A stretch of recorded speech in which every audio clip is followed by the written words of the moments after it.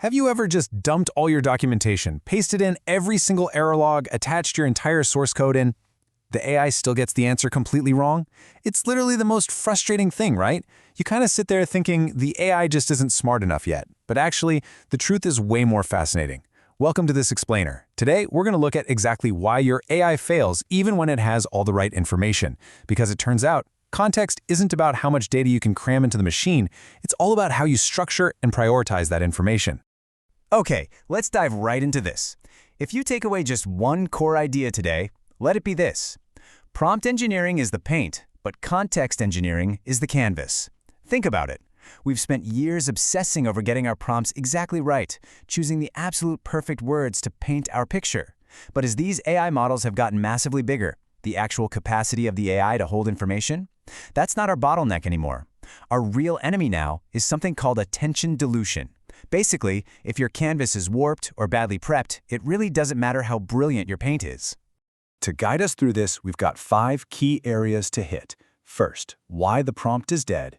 Then the lost in the middle phenomenon, dynamic context slicing, managing the streaming buffer, and finally, the real estate rules. Let's jump in.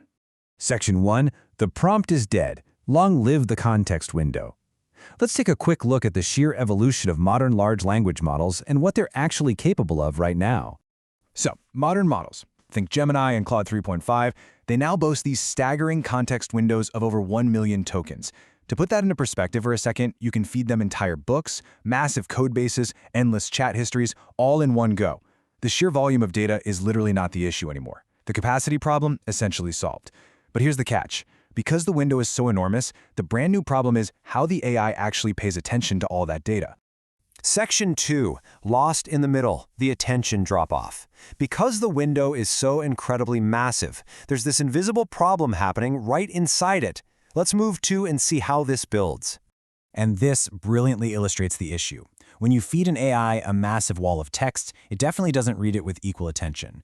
Researchers actually found that large language models pay significantly less attention to the middle 30% of a context window. Information placed at the very beginning, like your system prompt, and at the very end, like your latest query, is weighted 2 to 3 times higher by the AI. So if you bury an absolutely critical piece of information right in the middle, the AI essentially forgets it or just glosses right over it. Context engineering is basically the entire discipline of fixing this exact drop-off. So how do we fix this? Well, we intentionally leverage those high-attention hotspots. Your system prompt, that's the top spot, is where you lock in global constraints, like saying, you are a Python expert. Then your user prompt, down at the bottom, is where you drop your immediate task-specific instructions, like refactor this function. You're actively structuring your request to match how the AI's brain works, safely placing your external data and code chunks in the middle where those minor attention drops are, frankly, a lot less fatal. Moving on to Section 3, Dynamic Context Slicing, filtering the noise. Now that we know that middle section is a danger zone, we absolutely cannot just dump 500 files into the AI and hope for the best. Instead of doing a massive data dump, we have to dynamically slice our files up. We use what's called the retriever-reader architecture, and it happens in 3 really distinct steps. Step 1. The retriever scans all your data and grabs only the relevant chunks of information. It's kind of like how the code editor cursor works behind the scenes. But wait, that's not the final context yet. Step 2. A re-ranker, something like Cohere re-rank, steps in. It scores each of those retrieved chunks based on how well they actually relate to your specific query using cross-attention. That's basically a mathematical way of mapping how deeply words connect to each other. Finally, step 3. The reader, the actual LLM itself, processes only those highly filtered, highly relevant chunks. We're actively stripping away the noise so the AI doesn't get distracted by irrelevant data. Next up is Section 4, Managing the Streaming Buffer, the context window in motion. You see, the context window isn't just a static, unchanging block of text. It's a highly dynamic environment.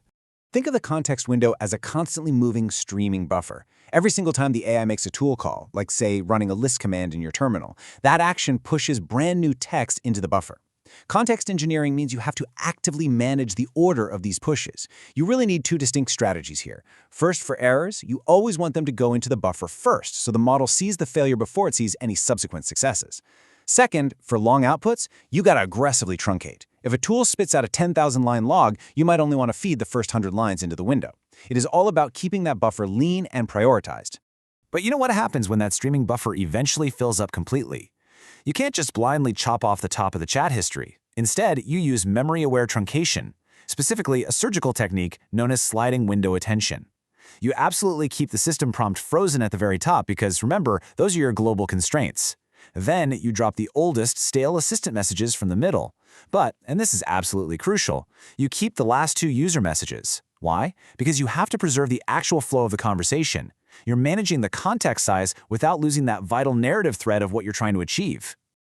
And that perfectly transitions us to our final section, Section 5, the real estate rules. Interior design for cognitive space. I absolutely love this whiteboard analogy.